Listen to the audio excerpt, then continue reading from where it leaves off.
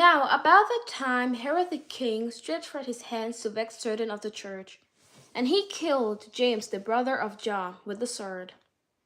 And because he saw it pleased the Jews, he proceeded further to take Peter also. Then were the days of unleavened bread. And when he had apprehended him, he put him in prison.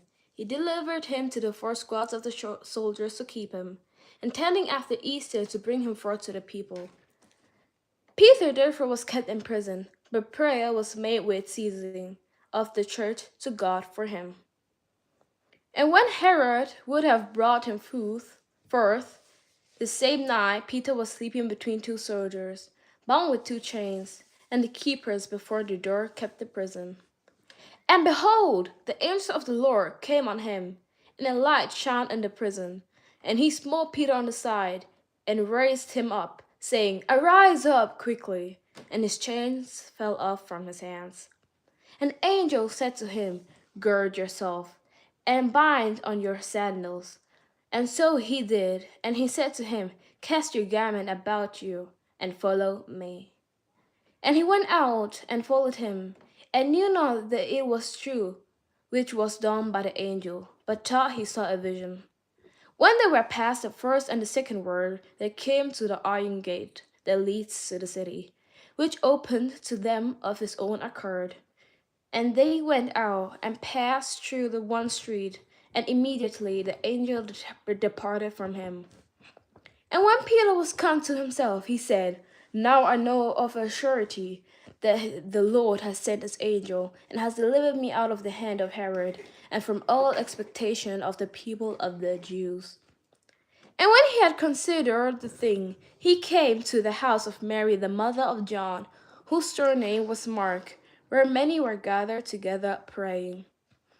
And as Peter knocked at the door of the gate, a damsel came to listen, named Rhoda. And when she knew Peter's voice, she opened not the gate for gladness, but ran in and told how Peter stood before the gate. And they said to her, You're mad. But she constantly affirmed that it was even so. And then said they, It is his angel. But Peter continued knocking, and when they had opened the door and saw him, they were astonished. But he, beckoning to them with their hand to hold their peace, declared to them how the Lord had brought him out of prison. And he said, Go, show these things to James and to the brothers. And he departed, and went into another place.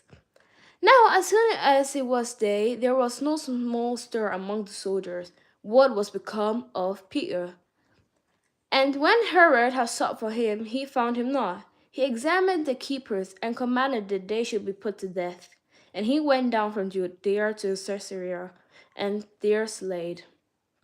And Herod was highly pleased with them of Tyre and Sidon, but they came with one accord to him, having made Blastus the king Chamberlain, their friend, desire peace, because the country was nourished by the king's country. And on the said day Herod, arrayed in royal apparel, sat on his throne and made an oration to them. And the people gave a shout, saying, It is the voice of God, and not of man. And immediately the angel of the Lord smote him, because he gave not God the glory, and he was eaten of worms and gave up the ghost. But the word of God grew and multiplied. And Barnabas and Saul returned from Jerusalem. And when they had fulfilled the ministry, and took with them John, whose surname was Mark.